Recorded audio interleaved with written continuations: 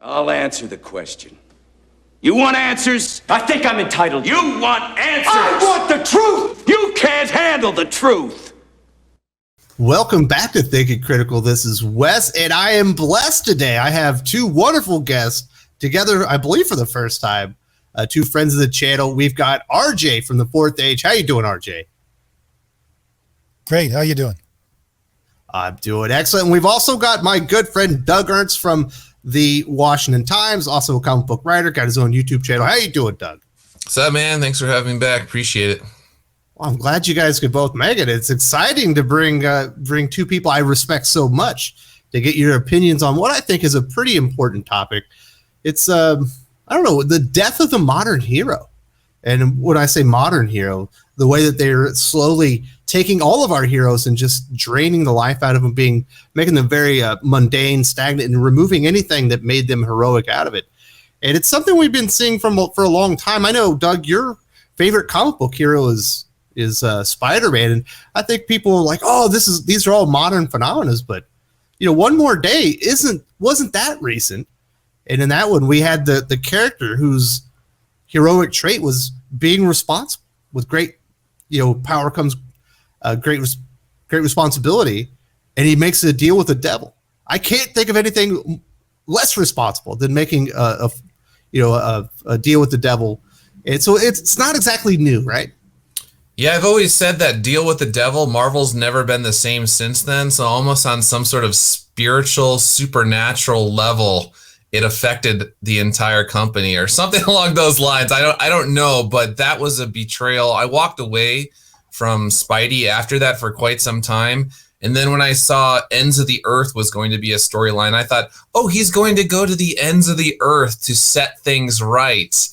No, that was just a precursor to Doc Ock taking his body and his mantle and becoming the superior Spider-Man. So I was wrong again. But yeah, it's been around for quite some time. I don't know if you're reading comic books then, RJ. I know you like to talk about heroic archetypes, but just thinking about a character like Peter Parker and all the things that he'd been through to that point, that he would even consider making a deal with the devil, and everyone's like, well, Joe Quesada didn't want him to be married or whatever. Nah, there's something a little bit more sinister to it than that. They were trying to do something with the character. Yeah, I don't trust Joe Quesada as far as I can throw him, and I don't think I could throw him very far. I did a video a long time ago called Patient Zero about where I think the original SJW stream that you get right now that goes through comics came from, and it's Joe Quesada. And he's the one who wanted to change things fundamentally for Marvel and the entire comic industry. So the fact that he would start that with a story where he originally had influence, I think is very telling, because a lot of people who go to my channel say, yeah, it's One More Day. That's what broke them and broke their habit about wanting to read comics. And I agree that it breaks the character as a hero. Yeah, it's crazy. And it feels like, that was just the floodgates have opened. Now, certainly there are things that happen with DC Comics. You think about Dark Knight Returns deconstruction of Batman, The Watchmen, the deconstruction of the heroic myths and whatnot. And I think all of these things have contributed to kind of where we're getting, not only with the comic books, but within entertainment, Doug, to where I think the creators now, they take delight in ruining something someone else created 80 years ago. When you think of like a character with Superman, you can't say truth, justice, and the American way anymore. And if they do say it in a comic book, it's absolutely condescending and mocking towards the readers at this point. Yeah, there's so many different angles you could take this from, whether it's just like the psychology of modern writers, culturally, what's going on, how people have marinated in a culture of moral relativism, how that affects it. And I totally agree. I think it's one of these things where on some level, if you have a character that's been around for decades, they're iconic, the responsibility on your shoulders to do a good job is huge. It's very, very tough to do a positive, uplifting story with these characters that also takes a little bit of a new angle on something, and they're not up to the task. And so if you're not up to the task to build something, well, it's like when you lose that chess when you're a kid and you just, knock the whole entire chess board off and you throw a tantrum or whatever. It's essentially, that's what they're doing. I would agree completely. I want to just for a second, I think it's a sort of a Nietzschean idea. If you go back to the philosophy, him and his mentor are always talking about creating and then destroying what you create. But these people can't create anything, and they just know how to destroy, which is really funny because that was actually an old storyline from the 70s. What was it? Dracula for Marvel. It was a cult that created things just to destroy them, which I find really funny. But that's what these people do. They want to destroy, and since they can't create anything themselves, their mentality is to destroy what other people have. And again, I did a video talking about this a couple of weeks ago, but the fact that they find, well, they're so miserable themselves that their only pleasure is to find misery in others and to make others as miserable as them. I think it's a psychological problem, to be sure, but really that's what a lot of these people are trying to do with their stories. It's crazy, RJ. And when you get back to Superman, when you think about who the character Superman is, if you went and read the other history of the DC universe, John Ridley, who they've imported in to be an important writer at DC, he's going to be the new Black Panther writer at Marvel Comics. And when he's writing the opening story of Superman Red and Blue, the new anthology book, other history of the DC universe. And Black Lightning is talking about Superman. He describes him as like the symbol of like Anglo-Saxon, like superiority or something like that. And it's the most biggest bastardization of that character of what Superman actually represents. And that's only the way that writer sees it. It's not taking into account the history of the character or anything. The creator of Superman, the creators, were Jewish men. Superman was meant to was the immigrant, story coming to America, being accepting American culture, and then, American exceptionalism kind of thing moving forward. But they will do anything to bastardize these characters, to change their origins, to distort what these characters represent, to just give them carte blanche, and really so they have justification to going out and destroying somebody else's work, in the name of justice. I think the recent Superman and the Authority was a perfect example of that. I just did a review on it, just on my 10-second comic reviews. And really, what you can see is Superman being something which is an anti-hero. And it's a really, really subtle change in the character, because you take away anything spiritual or anything moral from the character, and they become something completely different, even though they're doing the exact same thing. If they don't have a motivation that's bigger than themselves and that they have some faith in, then it completely changes their entire mindset. And the part of that comic, which is the central point of it, is that Superman loses his rose-colored glasses about what he thinks America is supposed to be. And he bemoans the fact that he and the Justice League weren't able to change the world enough. And I said, Superman's part is not to change the world. Superman is there to help save others and allow the world to become what it itself is supposed to be, and in an image that he hopefully will inspire with others. But he's not there to change the world. But in the minds of these kinds of writers, since they have no connection to morality or any kind of spirituality, that's all they can see. It's the utilitarian use of Superman and his powers, and it's only for changing the world. It's not for inspiring others. It's not for a greater principle. And I honestly think that this new Superman and the Authority that's coming out, even though it's supposed to be a black label, it's really going to put a thorn in the side of everybody who thinks of Superman as a true hero. It's a deconstruction in a way that I don't think we've ever seen before, because the writer fundamentally wants to change the reason behind why Superman acts. And that's a lot about what they're doing, Doug. It's always going in, and they needed to change a character. And they used to be, the core of the character was principles, and there was always a mission. Like Superman is the reason he's Superman isn't because he has powers. The reason he's Superman is because the way he was raised by Mom, Pa, Kid, and he loves America, true justice, the American way, and he wants to go out and help people.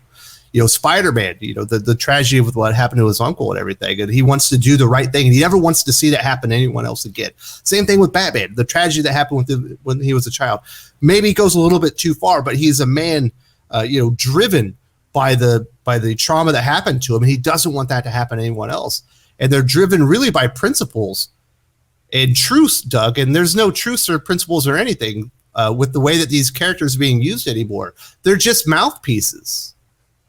Yeah, it's one of those things where some people are like, well, is this like a master plan of ideologues? Is this what they're doing now? I think there are some people like that. There are activists, the Axel Alonsos of the world back in the day that came from politics, and they know exactly what they're doing.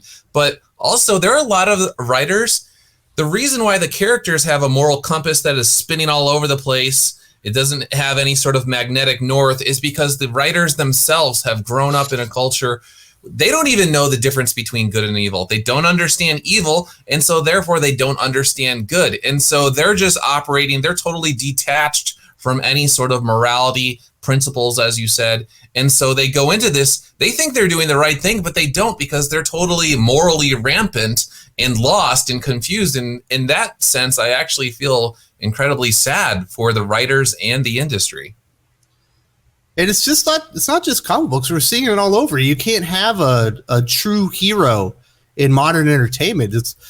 Is it because people won't accept these types of heroes, or is it because the industry itself refuses to even let you see them anymore? I think Christopher Nolan, especially like on the big screen, you can see when somebody does it right, when somebody actually understands what they're doing and they're grounded in principles and morality, they get heroes, they get villains, and when they do it right, boom, you get incredible success. But the problem is today is that so many people either don't get it, or if they do, they don't have the talent, or they run up against roadblocks in Hollywood where you actually do have people that are Machiavellian and evil, and they want to subvert the culture and turn it into something very bizarre and nightmarish. I found that when I was I actually wrote a novel before I started to do my channel and any of that. And I tried to get it published, and the publishing world, besides comics, because it was just a novel, is 10 times worse than comics. There is no way you're going to get a story that even has a hint of morality in it, that even has a hint of this might be true in it.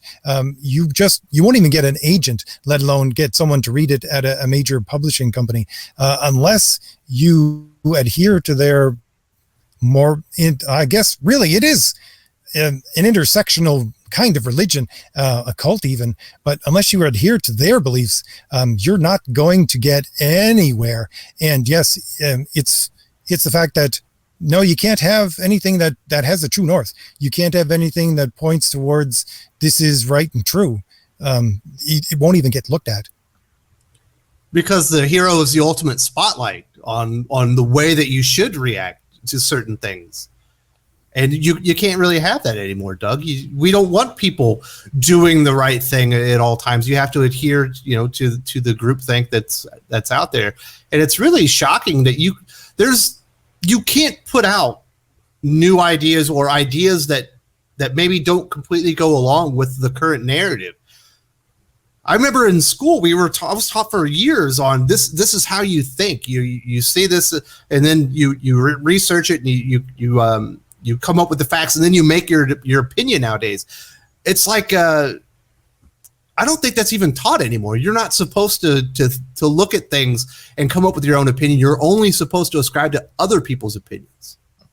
Yeah, well, the other thing is these heroes, classically, they're like a mirror. They will expose all of your own moral blemishes. So if you're a writer or artist and you're working on a Superman or a Spider-Man, look at your social media feed. You're an apologist for all sorts of bad behavior out there, especially in 2020. We won't get into details. I'll save you from the algorithm or whatever. But it's one of those things where it's like, okay, you're a writer. You're defending all of this disgusting stuff in your personal life. You're posting it on social media, and now you're tasked with writing Spider-Man or Captain America or Superman. And if you do that and you do it right, you're like, oh, actually, I'm kind of a bad person, So it's like, no, we're just going to turn Superman. We're going to make it so like, he's a funhouse mirror of himself. And that way I feel good about myself. I think Spider-Man, to bring it back to Spider-Man, I think that character is really the pinnacle of an actual hero. Superman is in a different way, but Spider-Man, a lot of people, if you didn't live through the heyday of Marvel, Spider-Man is the mainstay of Marvel. It is the flagship character. No one wants to admit that. And I think he is the flagship character because he had doubts and his foot slipped all the time, but he always got back up. And that's the heroic character. And that's the thing that really pokes holes in people's conscience and says, look, I slipped, I need to be better. And he did it over and over again. And he constantly had to renew his faith in himself and the people around him and humanity and things like that. And to have a hero like that, again, which Superman, he might poke holes in your morality every once in a while, but he's constant. When you have this back and forth that Spider-Man has, it is something that constantly points towards the individual, the reader, the writer, and says, yeah, I got to do better. And I think that's one of the reasons why they are trying so desperately to destroy Spider-Man. But again, because he is such a large character, especially within the history of Marvel, and carried I'd say Marvel Comics for a number of years, it's so hard for them to get rid of him. Well, it's like the base of the fandom, but they certainly have tried to turn people off to the character, Doug, and I bet if they could replace him, they absolutely would. You look at what happened in the MCU. He's got the same name, but he's almost unrecognizable. He doesn't have the same motivations, the same mission. It felt like, or it feels like, the reason Spider-Man in the MCU exists is to impress Tony Stark. Yeah, it totally turned me off of the movies. I didn't even see the last one. I don't even know if I'll see the next one. It's one of those things where over time it's just like, no, this is not. I find myself these days going to the back issues and finding those issues from the 80s that I missed or whatever, the Peter Parker, the Spectacular Spider-Man. There's a few ASMs that I'm missing from the early 80s here and there. So that's what I'm picking up, because what I see on the big screen and what I see in the modern comics, for the most part, it's not Spider-Man. It's something else. It's something more cynical. And here and there are glimpses of, it's like they're still trying to hold on. There's like they're like Darth Vader, like somewhere deep down inside them, there's a part of them that knows, like, what I'm doing is wrong. So every once in a while you'll get the old Peter Parker back, but for the most part, they just turn a lot of these characters into Deadpool knockoffs. Yeah, it's crazy. And I don't know, RJ, it doesn't feel like it's just a war on heroes. It almost feels like it's a war on, like, responsible men. I think we're somewhat the same age. I remember watching Married with Children. You see, like, Al Bundy, and it was hilarious because you'd never seen a father that inept, that irresponsible. He cared about his family, but he was kind of an oaf. Then we got Homer Simpson, a bumbling idiot. But at the same time, you had these really good father figures that were really stable.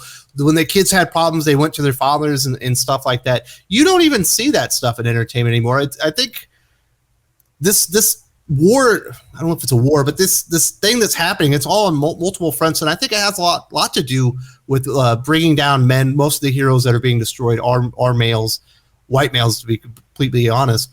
Do you think that it has something to do with just responsible men as well? Yeah, definitely. I had a couple of talks with, I think it was Honey Badger Radio, talking about this exact subject. It is a war on little boys and men before they become men. And it's not even hidden anymore. Again, I go over the Marvel podcast all the time. When the Marvel Rising, I guess, the cartoon was coming out on Disney Plus, you had Sana Amanat saying, listen, parents, you got to get your little boys to like little girl things. And it was bizarre. And you have, again, we talked about this last time, you have this woman who never had children, doesn't have children, talking to parents about how they should raise their children and how they should take boys and make them like little girl things. And one of the things I go over constantly every once in a while on my channel is I used to do research, and one of the research projects that I did is through the school system, and about how honestly, they're trying to change little boys and make them into little girls in a way that boys can't be boys anymore. And if you even say that phrase, boys should be boys, or boys are going to be boys, you'll get your head bitten off at any kind of school meeting, any kind of North American, well, I don't know today because it's changing a little bit with what's going on in the school system over the last month, but it is a war on boys. And I honestly, even living reading these stories in the 80s and 90s, this was one of the mainstays of understanding what heroism really was, for me anyways. I mean, I watched a lot of science fiction and fantasy, but it was, and I did play a lot of games like D&D and things like that, but it was the comics that gave me a true picture of what a hero was. And although I didn't understand it and I didn't know exactly how to categorize it or anything else, it did give me a picture that I could look up to and a picture that I could say, yeah, there's something there that I want to be like. And really, that's been taken away, systematically taken away. When they talked about the writers, there was a writer workshop that they had, a podcast of Marvel where all these writers were supposed to be the up and coming writers were talking about how they liked villains more than heroes, how they thought villains were more complicated, more nuanced, and therefore better to write than heroes. And that's their crop of, these are the people who are going to be writing supposedly the great stories for Marvel in the future. There is no future for heroes in the industry, especially for Marvel, that exists right now. It's just not there. I don't know. What do you think about that, Doug? I'm starting to come around. I do think that the ultimate goal is for little boys to have no one to look up to. There'll be no father figures for them to look up to. There are no heroes to look up to. All their morals will be, based in this hodgepodge of weird, moral relativism, hedonism that we're seeing, running rampant in today's culture. Yeah, I mean, you can go back to television, as you mentioned, back whether it was the Leave It to Beaver days, and you could look at really good father figures, and then fast forward in time even to the Brady Bunch, and you had the Mike Bradys. And so there was always some sort of father figure that, little kids could look up to. And at some point in time, people... there's like little nodes in the culture where people have influence and power, and they decided they didn't like that father who was in their mind wagging his finger and telling people what to do, because they want to be able to do whatever the heck they want to do, and they want to be applauded for it, and they want self-esteem. And you can't have self-esteem if somebody's always telling you, like, actually, no, acting like a lunatic and doing this and that, that's you can't do that. And so, no, I think there's definitely a concerted effort to kneecap essentially any sort of father figure, anything that boys could look to in terms of heroism and strength and responsibility, all of that stuff. It's on the table, and they'll deny it all day, but you can see it with your own eyes. You could read it. It's happening.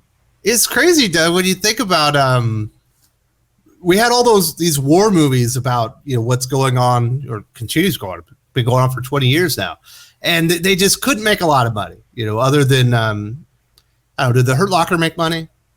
I can't remember. I'll tell you right now, I hate the Hurt Locker and what it has to say about American soldiers and stuff like this. And Hollywood's like, it's because people they don't respect soldiers anymore. Nobody wants to be entertained by a good heroic military movie, even though they had made one. And then you have something like what was American Sniper? Clint Eastwood shines the light on the character himself. It has nothing to say about the war. You can think about whatever you want, but this is the character. This is what he had to go through. This is how it affected him, and this is how he rose up. Oh, boom! Breaks records. Yeah, you can see. Never see anything like that again. All of the movies, the war movies that made, we'll just say $2 million on like a much bigger budget. They were critically acclaimed, but nobody saw them. They were rejected. But like you said, a Chris Kyle and teaming up the story of Chris Kyle with a Clint Eastwood and those sorts of things, they resonate with people. And like you said, you don't have to even really talk about the war. You just have to talk about the man who was put in this situation, especially moral conundrums, who was trying his best to do the right thing in a very difficult situation. And they never give us anything like that anymore, RJ. It's always, what is that? Was that Green Zone with Matt Damon? This is the most cynical take on what the men and women are going through there.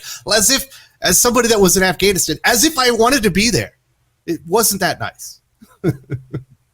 No, I agree. And I get stories from my brother who was a soldier, and he was in Afghanistan as well. And when he came home, the ordinary people, everybody around him, he said they treated him like a hero. He said, I'm not a hero. I just did my job. Right. But there was a mentality at that time for everyone when he came back that he did something special and he did something heroic.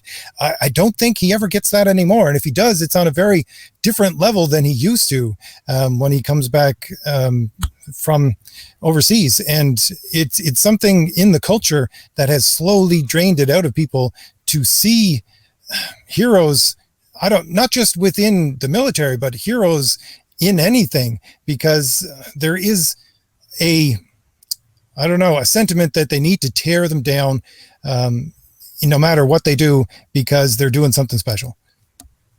It's crazy. I want to touch on this last thing that I've noticed. I'm sure you've noticed this too, RJ. Majority, well, as far as religious beliefs in America, majority of Americans are Christian. It's some way or another. That's what they claim.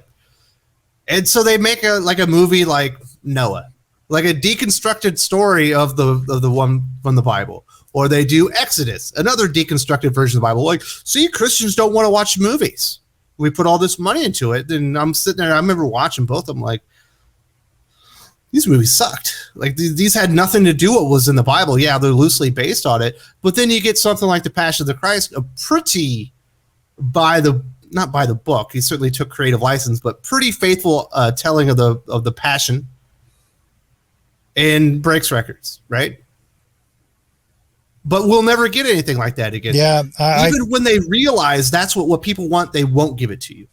No, I don't think they will. I think they have control right now, and it's honestly people like ourselves who are going to do indie things. I think the balkanization of entertainment is what we're going to see within the near future. It's going to be small creators, and people are going to start following small creators, and that's what's going to be their main source of entertainment. The internet is a great thing that is going to help that along, and indie comics is a part of that. But I don't think we're going to see monolithic movies or anything. I don't think that's going to be anywhere in the near future. We're going to see small little industries pop up, and that's what's going to serve what people actually want. It's crazy, Doug. But it's another thing. You can't have heroes because they might have a moralistic, you have some morals for kids to learn. You can't have responsible fathers because kids might learn a little bit of respect, and you can't have any type of Christian themes or anything geared towards Christians. Well, this is another one of those things where you look at the social media feeds of a lot of these writers. They feel it's their responsibility to social engineer you. They think that you're stupid, you're misguided, you don't understand why you're wrong, why you're a Neanderthal, and we got to drag you kicking and screaming into the future, the progressive future or whatnot. So that therefore we need to reimagine the Bible because the Bible's got it wrong. God's got himself wrong or something like that. I don't know. So they're like, no, we know what's right for you. And we need to reprogram you because something happened along the way. Your wires were frayed. And so we need to turn you into a proper progressive man, even though gender is a social construct and all these sorts of things. I don't know, but it's so confused. They've tied themselves into so many intellectual and spiritual knots. They don't know whether they're coming or going. And in the long run, it's fine because guys like us, if you're actually trying to figure out the difference between good and evil and do good, you're going to be just fine in the long run. It's the people that are spinning all over the place. They're setting themselves up for failure. And if they don't want to listen, that's fine. But they're going to have problems. It's crazy. I remember when I saw Noah, and I remember when they announced that like Darren Aronofsky was going to be directing it and I think writing it. I was like, the guy that did Requiem for a Dream, I was like, that's one of the most disgusting movies I've ever seen in my life. And I finally went into it. I was like, they changed probably, is it the second most well-known story in the history of mankind into, something about global warming. It's like they can't help themselves, Doug. So you have that, and then going back to you were mentioning the war movies. If you look into George Clooney has his own sort of studio that he had set up, and it was specifically geared towards making political fair. He is himself an activist and an ideologue, and so again, it's one of those things where if you follow the money and you look at the money men behind the scenes, you will see exactly what's going on. People say, "Oh, you're coming. You got your tinfoil hat on, Doug." And it's like, no, follow the money. Look at exactly what George Clooney and all of his friends are funding. Look at what they say. It's out in the open. But when you actually call it as it is, they don't want you to do that. And so then they tell you that you're a conspiracy theorist or something along those lines, where it's like, no, I'm not. That is one of the crazy things we see, RJ, is a lot of people are more brazen about being essentially completely open about what they're doing, but they do not like being called on it. But they will actually tell you the reason that they're doing everything. No, that's one of the great things about Marvel is they won't shut up. They keep on talking and talking, and they don't even bother to hide it anymore within their podcasts. They're saying, yeah, this is what we're doing. We don't want, for example, we don't want our heroes to have pathos. We're making them without any kind of suffering and all these other kinds of things. And a story should be about pushing a progressive agenda, literally saying that we're going to use psychological means in order to use these characters to push ideas.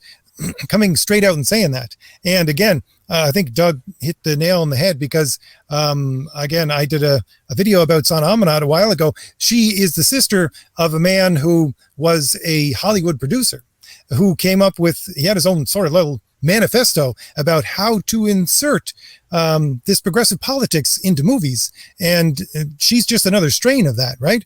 Within another industry. This is exactly what I think the people who ran Marvel saw it in Hollywood. And they said, we're going to take that pattern and we're going to put it on our own industry, or our own part of this industry anyways.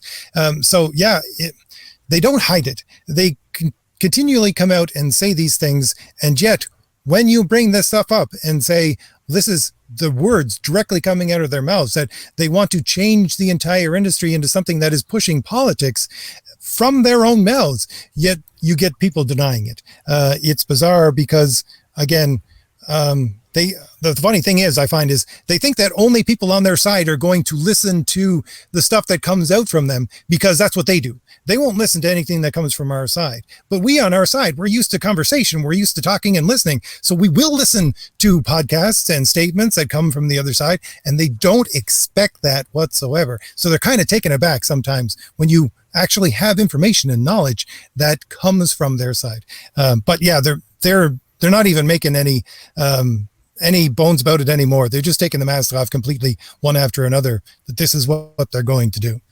There was an interesting moment in Kevin Smith's recent live stream where he said the people that cut his paychecks literally don't care about what you think. And I was like, aha. So it's like one of those things where it's like they simultaneously don't care, and they will tell you that they don't care, but they do care in that they want to control the messaging. So they will figure out a way to control algorithms. Rotten Tomatoes will shuffle things around, so they will freeze negative reviews. They will call it review bombing. So it's like they'll tell you they don't care, but when you start reporting on what exactly they're doing, then they care, then they got to shut you down. So it's like they want to be able to do exactly what they want to do, but they want to make sure that nobody is able to put up any sort of strenuous objection to what they're doing. I like what they did with you, Doug. You put out an article on the Washington Times about the United States of Captain America. We had a conversation where we talked about the issue for like, I think 40 minutes. Very clear about what you thought about that, your objections to it. And there were 3 people at least, I think, that said that you couldn't read, and they would never actually acknowledge any of the words that you said because apparently they couldn't read. They could not hear you. Yeah, there was the guy, Brian, over at CBR, Rich Johnston, obviously.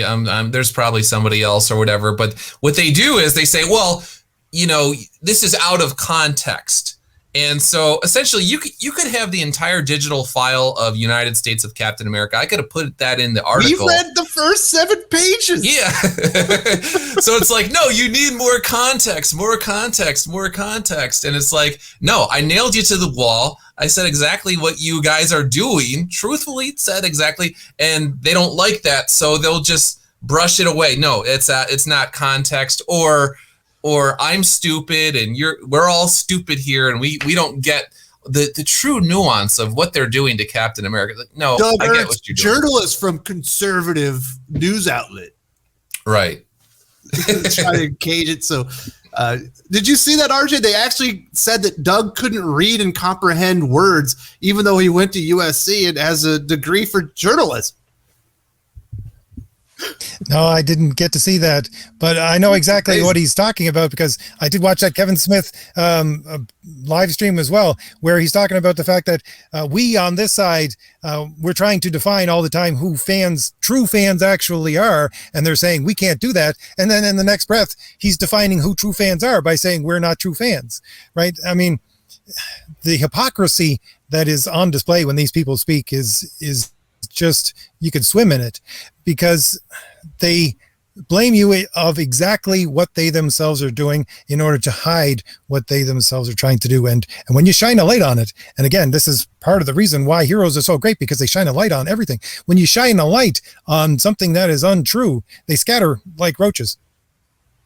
In full disclosure, I have a degree in English and political science, not journalism. Okay, but if you actually talk to the interns and the people coming out of journalism school, that is actually a good thing, because they are indoctrination camps at journalism schools these days. So they don't actually teach real journalism in 2021.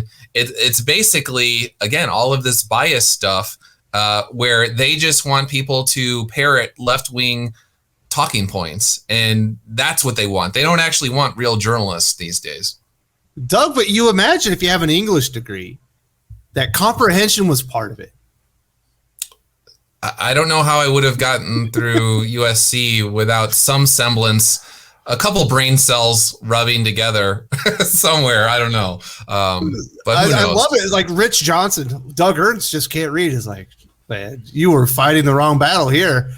It's like you should use that on someone else that actually doesn't write for a living and have to make opinions, stuff like that. But it's all par for the course.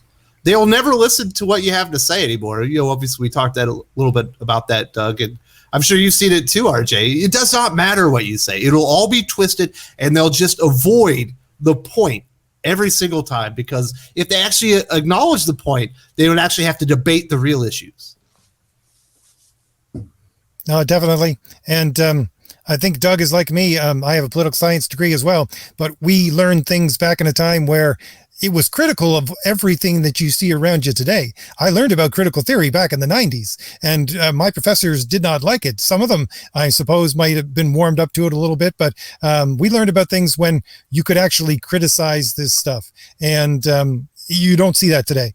There is no criticism of the line, the party line. You take it, and if you don't accept it, then you're going to get destroyed. That's all they're going to try to do. There is no, again, I just did last Saturday a video talking about the fact that you can't reason with these people because they don't know the basis of reason. They have no fundamental truth to base anything on. So you can't assume that they have rational reasons behind what they're doing. And it's exactly it. They see someone who can use language in a correct way. They see someone who can understand ideas in a correct way. And their only option is to attack, because you can understand things better than they can, in the fact that you know language and you understand ideas. And that's exactly what you get with Doug. They like to do this thing, though, that they always think they're the smartest guy in the room. They have the hubris amongst these writers is insane. So it's like, I walk into this stream today, it's like, RJ West, I know you guys are sharp dudes. If I said something and you were like, Doug, you're totally off base, I wouldn't be like, Wes, so stupid. I'd be like, oh, if you have the least bit of humility, you'd be like, dude, Wes and RJ are pretty sharp guys. I should probably reevaluate what I said right there. Like, pause, take a step back. They don't do that. It's always just charging forward like, no, everybody's stupid. Everyone who disagrees with me is stupid. Whereas, again, if you have a trio of guys here who are just like actually trying to turn ideas around, look at it from different angles. Okay, where am I right? Where am I wrong? How do we get on the right track? But that's the sort of introspection that you don't get from the Rich Johnsons of the world. I guess we could bring it back to heroes, since that's what we started talking about. Well, let's talk about Captain America. First they turned him into a Nazi. Hail Hydra, Hydra Cap. And now we get this Chris Cantwell opening monologue. It's like 6 or 7 pages where he essentially buries the American dream. I can't imagine anybody doing anything worse to Captain America, Doug Ernst. Well, it's like, or Cap he's ousted into space somewhere or lost in time somewhere, or he's a shriveled old man or something along those lines. They always find a way to denigrate him, to make you let you know, like, no. Captain Marvel outranks him now. There you go. So they are always looking for new ways to make sure that Captain America, as you knew growing up, he's old. He's in the past. We're progressive. We're going forward. We don't know exactly where we're going. We don't know the end destination, but we're going forward. And so they will find a way to stomp on Cap's face or his grave or whatnot going forward. That's actually, it's like we were talking about how hard it is to write a good story. It's like they put a lot of effort into finding ways to destroy things, but they don't put a lot of effort into finding ways to build them up. I think it's part of their demoralization strategy, because they don't see America's future as bright in any way. They see it as declining to the point where it becomes something else, if not being taken over by something else. But they don't see any bright future within Captain America or within America itself. So why would you portray Captain America, the symbol of America, as someone who has ideals and in his mind a bright future for America? If you have someone like that, if you have a symbol that says to themselves, and I don't want to get too political, but it says to themselves the equivalent of, yeah, America can be great again, then there is a problem. There is the massive problem, because at the heart and center of everything that they do is the destruction of the idea that America can be great again, because they hate the individuality and the rights and everything else. Now. Oh, true enough. But the fact is that, well, again, I don't see this Captain America in any way, shape, or form as the actual hero. He died when they did Secret Empire, and they're going to have to, if they ever want to bring the character back, they're going to have to retcon years worth of storylines for so many, but especially Captain America. But again, I think it's that symbolism, especially I listened to the producer and the director of Winter Soldier and the Falcon. And this is exactly what she talked about over and over again. It was that she now had control of this symbol, the symbol that was the shield, the symbol that is the shield that is a symbol itself of America. And she needed to put it through the progressive ringer and give it into the hands of a progressive person with progressive ideals, because that America is gone. And that's what these people want, and that's why they hate Captain America so much. And that's why they hate the fans so much, Doug, is because they think once they get control of the shield and they get control of whatever that character represents, and then they change it, they think they have control of us, the way that we respond to it, and we just have to accept it. And that's when they really get upset, when you're like, nah.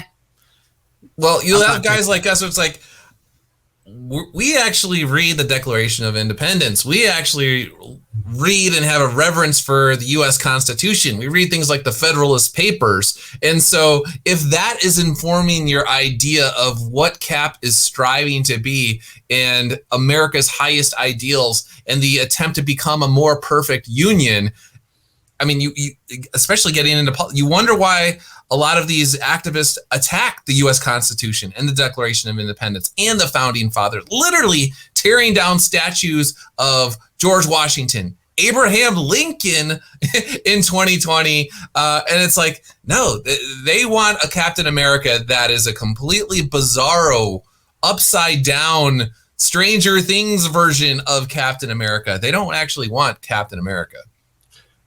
You're right. I remember a lot of times when you hear people talk about when they're going to portray like Superman in another medium, whether it be a TV or in a movie, you'll always hear this, Doug. I read Red Sun. That was my biggest inspiration. That's not Superman. Yeah, they're often left field. They're La La Land, basically, but they don't want you to tell them like you've got some problems. You're not. Yeah, it's a strange situation we're living in. I'm grateful. In many ways, it's a blessing to be living during this time. Absolutely. And RJ, what do you think about the pushback? It is because it feels like the only way they can react to something like, we got He-Man, we've had all these things with the Captain America lately, is just to attack the fans, tell them they're stupid, tell them they're wrong, and we're the problem, even though we're the ones spending our money. I think, no, there was a literal book. I guess it would be an apologist book for progressive politics written in the 90s. I can't remember it off the top of my head.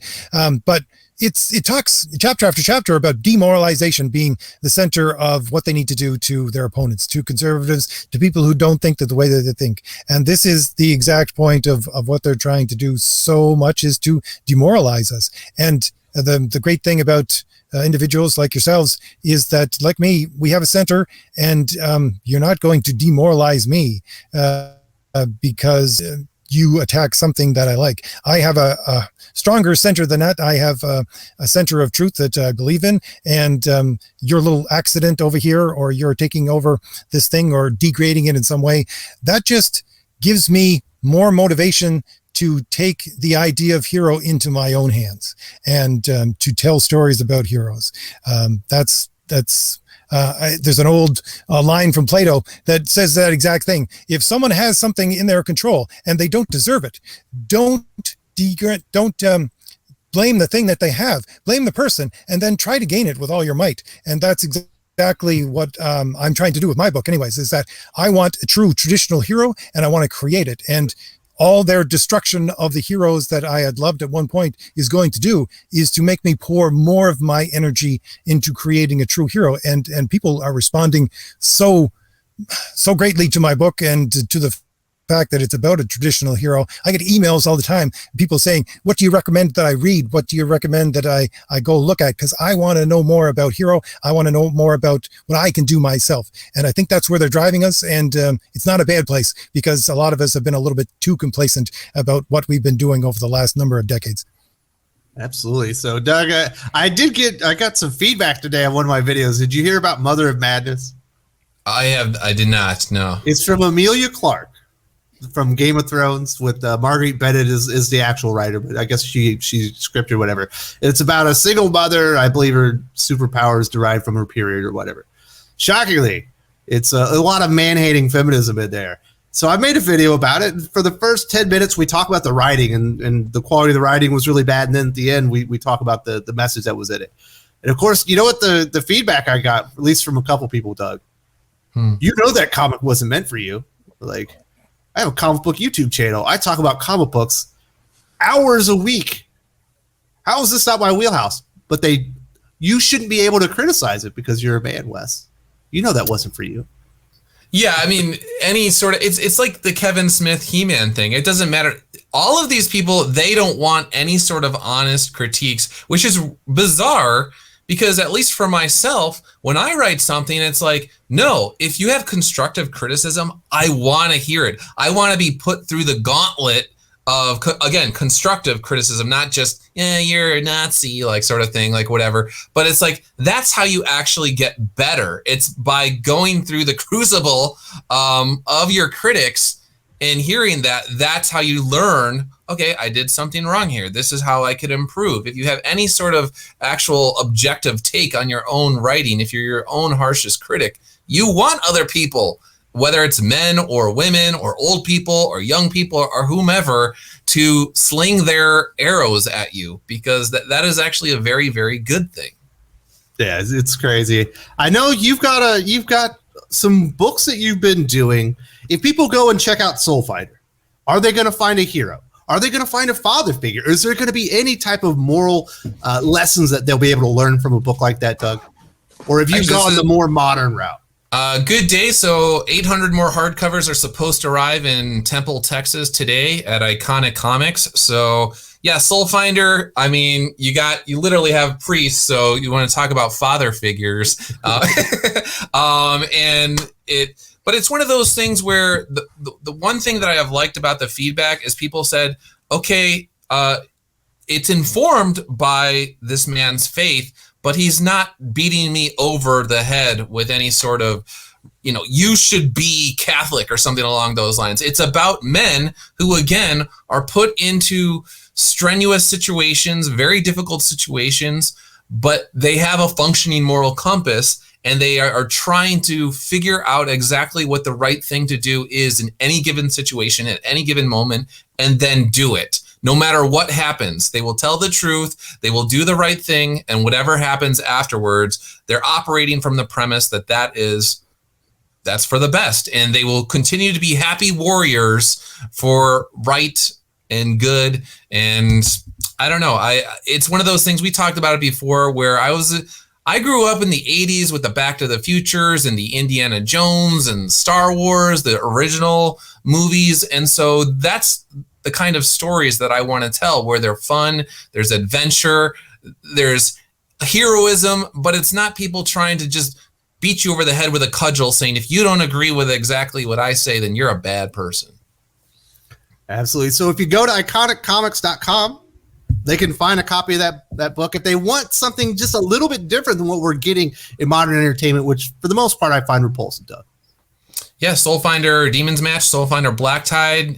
There's all sorts of stuff by Matt Weldon, Brett R. Smith. Why am I forgetting? Bill Williams, Timothy Lim, Mark Pellegrini, all of those guys, all under one roof. And we're going to continue to keep putting out books. And he showed me some stuff for November. He just put out the digital copy of Black Ops XCOM in America. So he's rolling with his stuff, and he's not slowing down. So if people want good comics, whether it's RJ's comics or it's my comics, there are creators out there that actually believe in heroes. RJ, if people want to see some real heroes, maybe get some moral in their story that isn't, filled with the propaganda and whatnot that we're getting in modern entertainment. I know you've got Thomas Valiant. I believe it's still available in the Indiegogo storefront. Yes, it is. All right, so what can they expect from there? Is it going to be a good escape from all the treachery that we're seeing in modern entertainment? Well, I actually built my universe in that way, where the heroes that my main hero is trying to get away from are what you see around you today in comic books. They're calling themselves heroes, but they're not really. They don't act in a heroic way. And he was one of them, and he's trying to extract himself from that. And he goes through the pain of extracting himself from that, because he has to be the leader of a team, and doing so and being responsible for others at the same time, he fails, and he has to pick himself back up. And the thing is that I'm always talking about a hero is a paragon of virtue. And that's why and how I base the motivations of my characters. It's the virtues, and whether or not they're living them out or not. And the thing is that some people always ask me, can a virtuous hero that I write fall? And I say, yes, definitely. They're going to fall. Absolutely. That's, again, what I love about Spider-Man. He always falls, but he always gets back up. And that's what you're going to find in my stories. It's the fact that they're going to try to be heroes, but they're going to fail. And they're going to pick themselves up and see what they can do to become better. And that's the quintessential thing about what I would say hero is that when you get knocked down by the world, and when you make the wrong decisions and you get knocked down, you get back up, and you don't stop going in the direction you started going in. And that's what you're going to get with my books. But at the same time, as Doug was saying, my book is just pure action adventure. It starts off with a bang. It stays that way through the whole first chapter. Second chapter is a bit of a mystery, a bit of a heist story, and then it goes right back into the action. So I'm not preaching at you in any way, but it's the motivation for these characters and have them be human. And I think that's really the thing. To be a hero is to be ultimately human, and that's just the way that I reflect what a human being is. And it's not you have to do this or you have to do that. It's here's the presentation of what really I see heroes are, and what I have learned about it from Western civilization for thousands of years, and in history and politics and everything else. But again, that's all within the background. That's all within the motivation of the characters. It's not preachy, and that's exactly how I sell it. There's no agenda. There's no politics. It's action and adventure, but it's a true hero story. That sounds wonderful. I do want to say thank you very much to Doug Ernst and RJ from the Fourth Age for coming here on the channel, having kind of a free-form conversation. We had an idea where we were going to start, had no idea where we were going to end up, but I think we covered a gamut of cool topics. I think people are going to enjoy this. And if you like it, let us know in the comments section, and maybe I can get RJ and Doug back on, or maybe we'll go on RJ's channel or Doug's channel. But hopefully we can keep these up, because I think it's enjoyable for people, and I think they will get a lot out of this, guys. Do you have anything left to say to finish this up, RJ? Oh, just that it was a pleasure talking to both of you. How about you, Doug? Same here. I always am super grateful for you having me back, having these conversations, because they're serious and meaningful and respectful.